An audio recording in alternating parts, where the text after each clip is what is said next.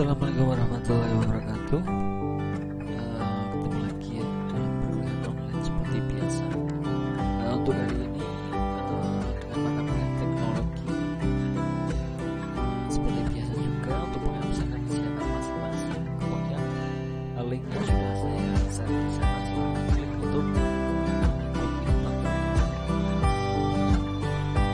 Oke, tentunya kita nunggu teman-teman yang lain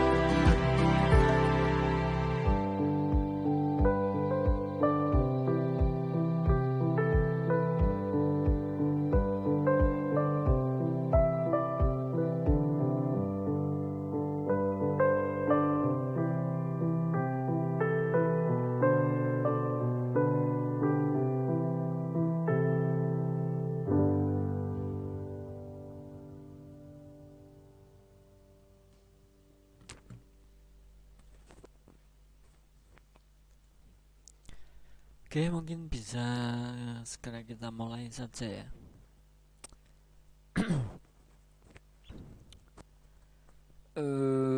Hari ini kita akan pertemuan kedua ya. Pertemuan kedua kita akan bahas mengenai manfaat internet setelah untuk pertemuan sebelumnya kita sudah bahas mengenai internet itu apa dan lain sebagainya.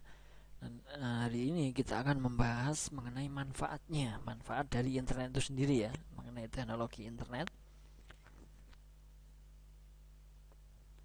Oke, sambil jalan mungkin sambil menunggu teman yang lain ya, tidak apa-apa ya. Nanti kalau yang ketinggal bisa putar ulang saja ya di videonya. Oke, kita langsung ke materi. Nah, ini mungkin sebagian ada pengulangan ya mengenai kemarin. Hal-hal yang dapat dilakukan di internet itu apa saja? Apa saja yang dapat dilakukan internet? Karena internet adalah dunia yang mewakili semua sifat manusia. Maka hampir semua kegiatan manusia juga dapat dilakukan di internet. Namun secara umum ada beberapa hal pokok yang biasanya dapat dilakukan di internet ya. Padahal untuk yang bisa kita lakukan di internet pada umumnya ya.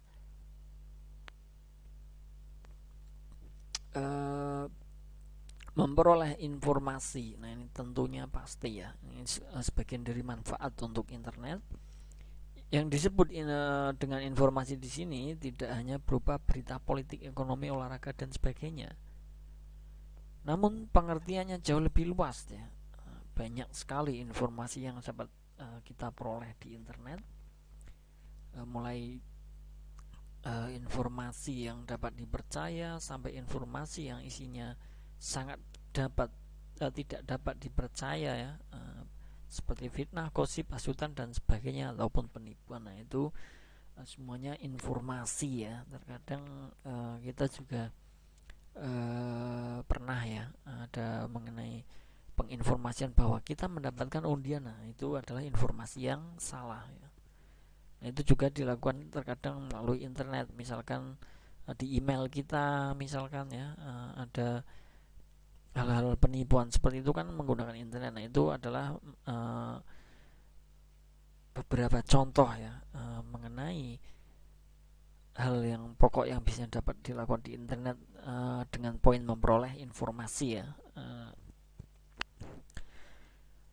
Kemudian berkirim-kiriman surat. Nah, di internet ada sebuah fasilitas yang fungsinya sama dengan surat, yaitu email.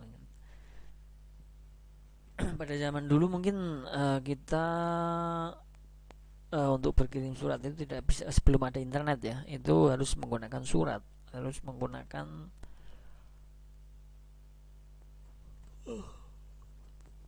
apa namanya konvensional ya. Untuk contohnya ada, kalau untuk sekarang dengan adanya internet ini bisa menggunakan email. Contoh ya, salah satu contoh saja alias elektronik email. Tentunya kalian juga pasti punya semua ya.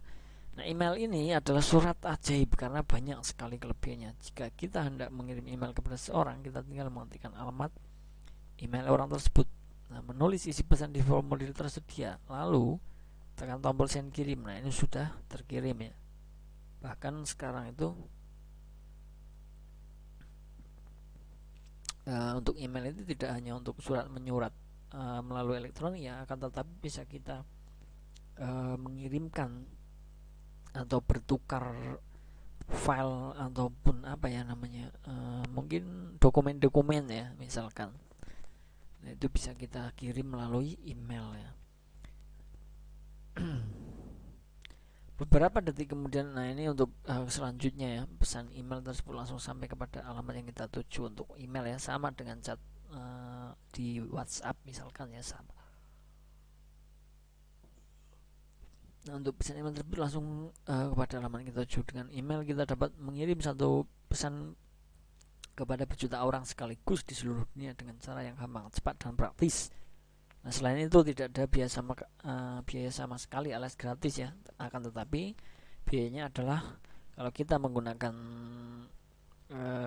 smartphone misalkan. Nah, itu adalah kita bayarnya adalah paketannya ya, paketan internetnya. Atau yang menggunakan misalkan Telkom, provider tersebut, nah itu kita akan sudah bayar bulanan ya. Ngobrol alias chatting, nah ini juga ya, chatting adalah fasilitas internet yang menyebabkan kita dapat ngobrol dengan orang lain yang mungkin saja bertempat tinggal sangat jauh dari kita. Tapi ngobrol di dalam chatting ini berbeda dengan telepon. Tentunya sudah tahu ya, di telepon kita ngobrol melalui suara, sedangkan dalam chatting kita mengobrol dengan bantuan tulisan. Kita tinggal mengetik pesan saja kepada yang akan kita kirim ya. Nah, beberapa saat kemudian lawan bicara akan membalas ke pesan kita, lalu kita bahas lagi dengan demikian seterusnya. Jadi contohnya di bawah ya. Halo anak, apa kabar? Baik, kamu gimana? Baik juga. Nah, ini kita contohkan mungkin menggunakan WhatsApp ataupun yang lain ya.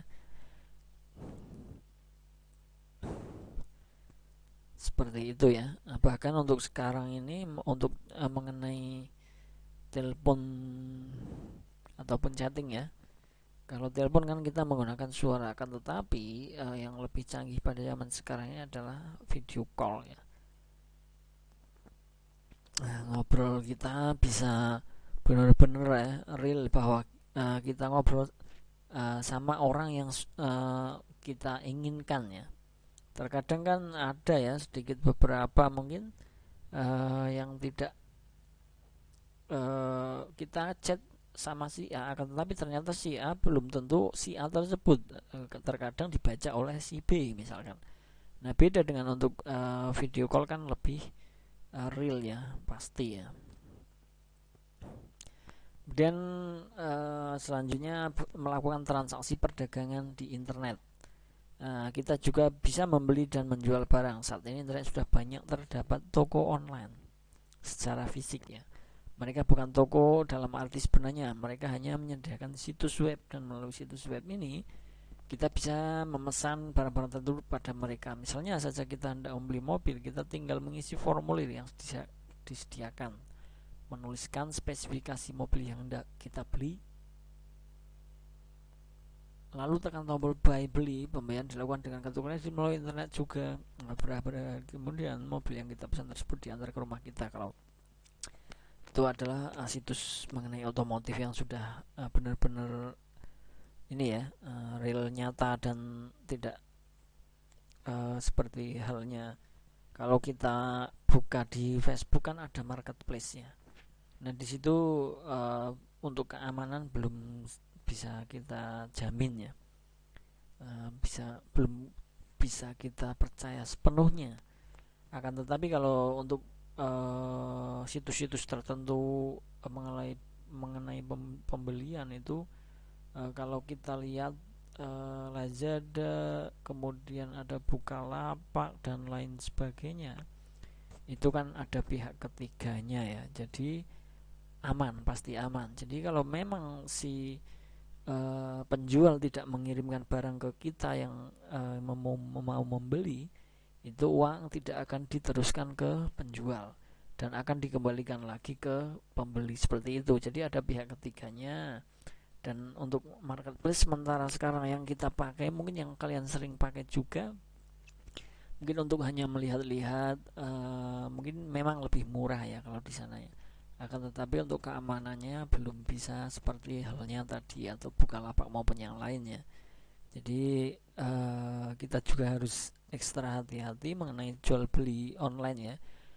Tidak sedikit orang tertipu dengan adanya jual beli online, bahkan yang mungkin seperti halnya sudah ada situs web semacam resmi, ternyata penipuan juga ada ya. Makanya kita harus lebih hati-hati. Kemudian ada internet phone. Nah, ini adalah fasilitas telepon melalui internet. Nah, dengan fasilitas ini kita dapat melepon kemana saja ke seluruh dunia dengan pulsa lokal. Selain itu, wajah orang kita telepon bisa tampil di komputer. Nah, ini internet phone ya. Nah, seperti tadi yang saya katakan tadi, Mungkin dulu ini sudah sejak dulu, tapi kalau untuk di era-era sekarang ini baru trennya. Mungkin kalau di negara kita itu untuk video call itu belum terlalu lama, tapi dulu kita juga sudah sering dengan menggunakan komputer ya, ada webcam ya.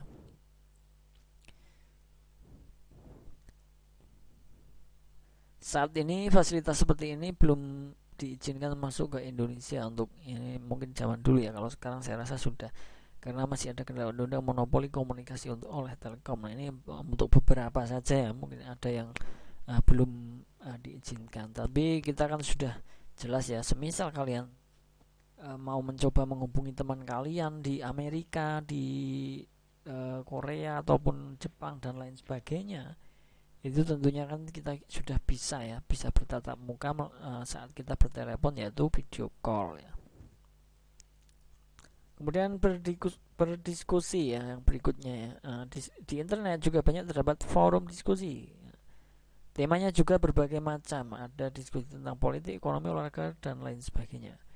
Kita memasang topik tertentu lalu disampaikan pendapat kita di sana beberapa saat kemudian. 1 jam, bisa 1 jam atau 1 hari, 2 hari, atau bahkan 10 menit. Mungkin ada orang yang tertarik membaca pendapat kita, lalu dia akan menuliskan komentar ya, mungkin akan berasumsi dengan pendapat yang kita tuliskan. Nah, setelah itu mungkin ada orang lain yang memberikan komentar balasan, demikian seterusnya, sehingga pendapat kita itu bisa dikomentari oleh ratusan bahkan ribuan orang. Semakin menarik topik diskusi kita, biasanya semakin banyak orang yang akan mengomentari. Nah, ini kita untuk contoh mudahnya saja, kita misalkan ikut grup untuk mudahnya saja ya di Facebook kita kan. Kita mengikuti grup X misalkan, ataupun ABC ya, XYZ mungkin. Nah, di situ kita saat punya undang-undang kita tuliskan di beranda, nanti untuk anggotanya pasti akan mengomentari ya. Ada yang pro, kemudian ada yang kontra mengenai pendapat yang kita tuliskan. Nanti akan kita diskusi. Semua anggota mungkin bisa urun rembuk ya, ataupun berdiskusi di dalam pendapat yang sudah dituangkan. Seperti itu contohnya berdiskusi di internet. Kemudian memasang iklan baris. Di internet juga banyak fasilitas iklan baris ya, seperti iklan baris di koran, tapi bedanya sebagian besar iklan baris di internet adalah gratis. Jadi kita tidak perlu bayar biaya pun untuk mengiklankan sesuatu di internet. Kita tinggal mengisi formulir yang tersedia ya, menulis pesan lalu tekan tombol kirim. Nah, beberapa detik kemudian iklan kita tersebut telah dimuat dan dapat dibaca oleh siapa saja di dunia. Bandingkan misalkan dengan iklan baris di koran, pertama kita harus membayar tarif tertentu ya, kedua kita harus menunggu sehari sebelum kita iklan dimuat. Kalau di internet iklan kita akan langsung dimuat saat itu juga, dan kita tidak perlu membayar apapun. Akan tetapi pada situs-situs tertentu itu misalkan ya, mau beriklan di YouTube itu bayar ya, tidak gratis ya, ataupun di situs yang tertentu ada ya, ada yang berbayar, tidak gratis semua. Cuma untuk pengaksesannya memang gratis kita saat kita sudah menggunakan jaringan terkoneksi dengan internet. Kita bisa melakukan apa saja ya di sana ya, bisa jelajah.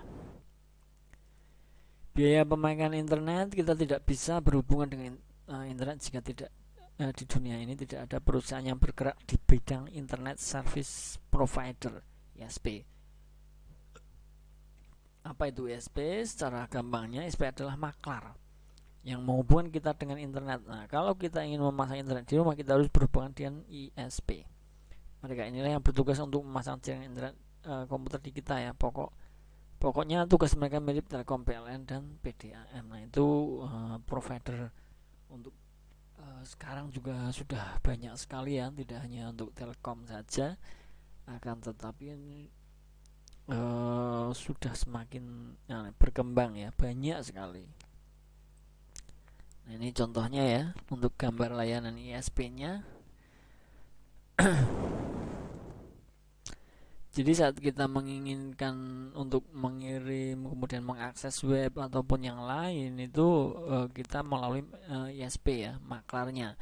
Kalau kita tidak sebagai contohnya mudahnya ini gini saja. Untuk handphone kalian ya.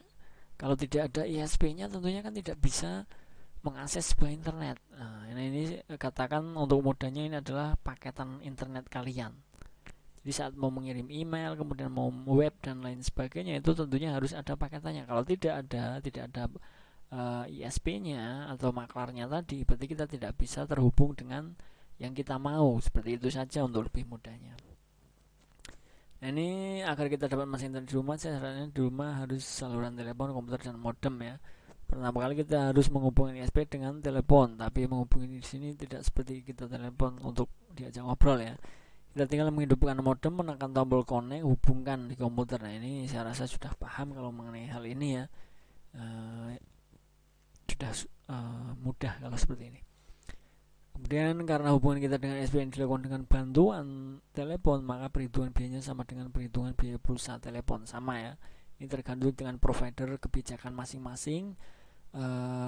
Perhitungannya mungkin sama provider juga berbeda untuk kebijakan masing-masing ya. Ada yang misalkan kalau untuk kita per MB, kecepatannya berapa Mbps, kemudian kita menggunakan berapa megabyte pada saat perharinya ataupun yang lainnya ya. Jadi itu beda-beda ya. Selama komputer kita terhubung dengan ISP, menganggap bahwa selama itu pula waktu yang kita habiskan untuk jalan-jalan di internet. Jadi jika komputer kita terhubung dengan ISP selama 10 jam, maka kita dianggap menjelajahi internet selama 10 jam pula. Nah, untuk itu pihak ISP menerapkan tarif tertentu harus dibayar ya, misalnya 3.000 per jam. Jadi kita menggunakan internet selama 100 jam yang sebulan, maka biaya harus dibayar adalah 300.000 untuk 1 bulan. Ini sama ya. Mungkin kalau dulu kalian pernah enggak ini ya, untuk warnet ya. Dulu sangat ramai sekali ya, saat mungkin internet ataupun smartphone belum terlalu apa namanya viral, bukan viral ya, terlalu ramai ya, katakan seperti itu. Nah, dulu kita kalau mau mengerjakan tugas, mungkin saya pernah ngalami ya dulu ya, seperti itu. Kalau kita mau mencari tugas ataupun yang lain, misalkan kita membutuhkan internet, akan tetapi kalau kalau zaman dulu itu saya pas mungkin untuk dunia gadget atau handphone belum terlalu ramai seperti saat ini ya. Itu kita saya sendiri ya pribadi juga menggunakan jasa warnet ya. Nah, itu sama ya, ada billingnya. Saat kita menggunakan per jam, katakan 1 jam 1.000 atau 3.000, nah nanti tergantung kita menggunakannya berapa jam. Nah, itu ada billingnya dan yang harus kita bayar seperti itu. Mungkin untuk konsumen, karena namanya juga usaha ya, kalau di warnet, kalau konsumen menggunakan 3.000 4.000 per jam katakan, akan tetapi pihak warnet sendiri itu sudah menggunakan jasa provider atau ISP masih tertentu, itu terkadang membayarnya cuma 3.000 dan lain sebagainya. Mungkin seperti itu ya intinya ya. Mungkin bisa dipahami ya yang saya katakan ya, mudah ini. Biaya sebanyak tersebut hanya biaya pemakai internet yang harus kita bayar kepada ISP. Nah, ini seperti itu ya untuk perhitungannya ya. Untuk perhitungan biaya mengenai penggunaan misalkan di Telkom. Ini yang dicontohkan di sini ada mungkin di Telkom ya. Biaya untuk menghubungi ISP tadi adalah sesuai dengan tarif telepon yang ditetapkan oleh Telkom. Tapi biaya untuk menjelajahi internet berbeda sama sekali ya. Kita mengunjungi website yang berada di New York atau berada di Jakarta, biayanya sama saja. Nah, ini bedanya seperti itu.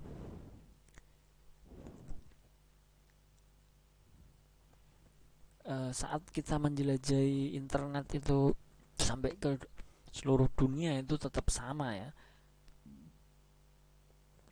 sama untuk internet yang digunakan. Yang membedakan terkadang saat kita menjelajahi kemudian kita mendownload software ataupun apa ya, itu kan terkadang memakan sangat banyak untuk megabyte-nya ya. Nah, itu yang membedakannya seperti itu. Kalau kita hanya mengakses saja, walaupun kita mengakses sampai internasional ataupun menggunakan kita saat mengakses website yang lokal, itu sama saja untuk pemakaian ataupun yang harus dibayarkan ya untuk ke internetnya. Jadi dari penjelasan di atas bahwa ada dua macam biaya pemakaian internet yang harus kita bayar. Yang pertama biaya untuk menghubungi ISP yang A ya, dan untuk biaya menjelajahi internet. Nah, biaya A dihitung dengan tarif pulsa telepon, sedangkan biaya B dihitung berdasarkan tarif yang ditetapkan oleh ISP. Nah, tersebut ya, seperti yang tadi saya katakan untuk contohkan dari warnet tersebut ya. Nah, itu kan ada biaya A dan biaya B ya. Nah, untuk biaya B sendiri adalah sesuatu yang ditetapkan oleh ISP-nya. Seperti itu ya, paham ya? Nah, setiap ISP menerapkan tarif yang berbeda-beda. Sebagai contoh, sebuah ISP menerapkan perhitungan tarif sebagai berikut. DNS langganan bulanan ini untuk abonnemennya 100.000 per bulan. Nah, pemakaian sampai 50 jam per bulan 120. Tambahan pemakaian berikutnya 3.000 per jam. Nah, ini ada kebijakannya, ada protokolnya masing-masing ya. Jadi ada aturannya. Nah, itu sesuai dengan provider atau ISP masing-masing. Kembali ke situ ya. Mungkin kalau kita pakai semacam ISP atau providernya itu di gadget kita, itu kan ada ya, ada Telkomsel, ada Indosat, kemudian ada XL dan lain sebagainya. Itu pun dari masing-masing provider tersebut itu berbeda dari aturan atau kebijakan mereka ya. Jadi ada yang mungkin ada plus minusnya dari provider A dan B. Ada untuk yang menjelajahi internet itu ada unlimited, kemudian ada yang per jam-jam saja, jam tertentu. Nah, itu perbedaannya biasanya seperti itu. Oke, selesai untuk hari ini ya. Nanti materi bisa kalian ambil di Classroom, sudah saya share di sana ya. Silahkan untuk diambil sebagai bahan untuk belajar kalian. Kalau mau dikembangkan silahkan ya, dikembangkan sendiri mengenai manfaat internet yang lebih luas. Mungkin bisa cari referensi-referensi terkait ya dari repositori kampus-kampus kita, kemudian ataupun kampus selain kita boleh ya, karena di internet kita bisa menjelajah semuanya. Karena kebetulan juga ini kan materinya teknologi internet ya, jadi kalian gunakan teknologi internet. Mengenai manfaat internet itu seperti apa sih, kita gunakan teknologi tersebut ya. Oke, seperti itu saja ya untuk hari ini. Terima kasih untuk teman-teman semua. Kalau nanti ada pertanyaan silahkan dipertanyakan ya. Bisa ke komentar ataupun ke kontak saya. Oke, terima kasih untuk teman-teman semua yang sudah di dalam perkuliahan ini. Semoga apa yang sampaikan bisa dipahami ya, bisa mungkin implementasikan ya ke dalam dunia internet itu. Apakah benar untuk manfaat internet itu seperti itu misalkan. Nah, kalian bisa jelajah di internet seperti itu. Oke, saya Ari, terima kasih. Wassalamualaikum warahmatullahi wabarakatuh. Selamat beraktivitas. Terima kasih.